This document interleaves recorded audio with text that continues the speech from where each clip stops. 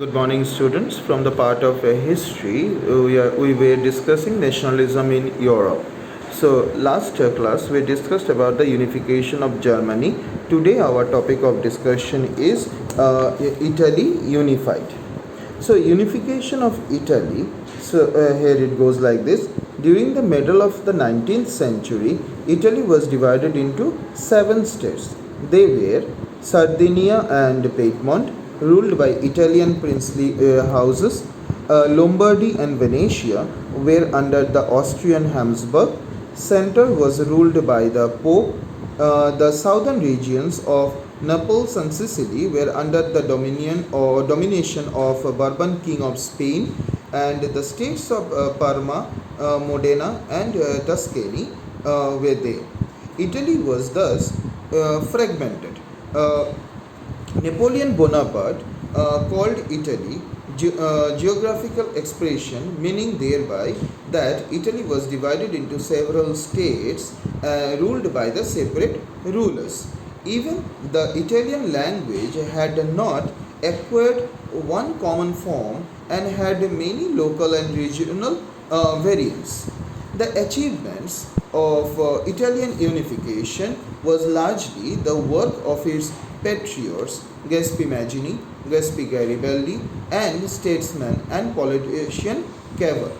So now, to understand the unification of Italy, we need to discuss about these patriots. First, we are going to discuss about the role of Mazzini, that is Giuseppe Mazzini. During the 1830s, Giuseppe Mazzini had become the member of the secret society Carabinieri and later formed the secret society Young Italy for spreading his objective of unification.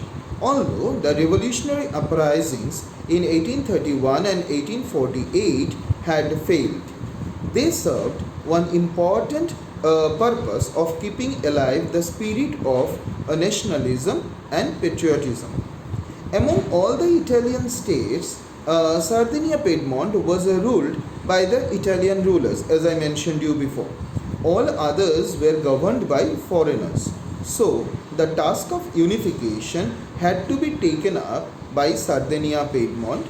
In the eyes of the ruling city elites, a unified Italy offered a possibility of economic development and political dominance. Now, the role of Cavour. Cavour or Camillo Benso was the chief minister of Sardinia Piedmont. He realized that to achieve unification, two things were essential. First, to build up a strong army, and second, foreign help was essential to defeat Austria. Of all the ruling powers of Europe, France was much more inclined to help Cavour. His main aim was to force Austria to issue an ultimatum at the right moment and putting herself in the wrong. The opportunity came in 1859 when Austria attacked Sardinia Piedmont. After 6 weeks of fighting, the Piedmontese and French forces won two paced battles and drove the Austrians out of Lombardy.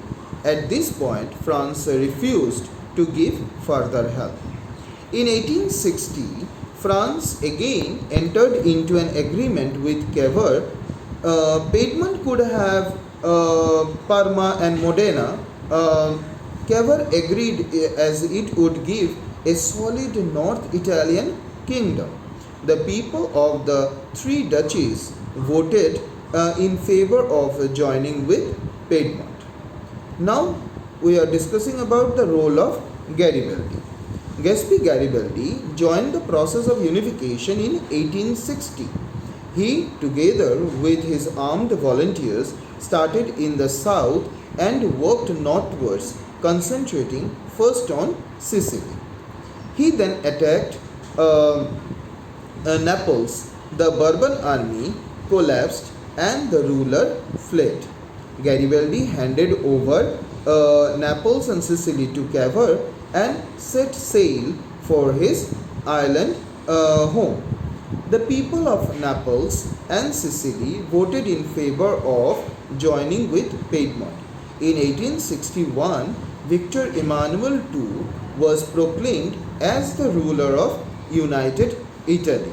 Venetia and Rome remained outside Italy. In 1866, when Bismarck was fighting the war with Austria, Austria was defeated. He took Venetia from Austria and gave it to Italy. In 1870, when Bismarck was fighting with France, France had to withdraw her troops from Rome and it was occupied by Italy.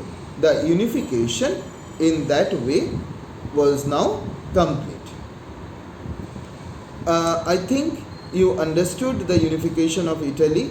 I will provide you the notes in the next coming days.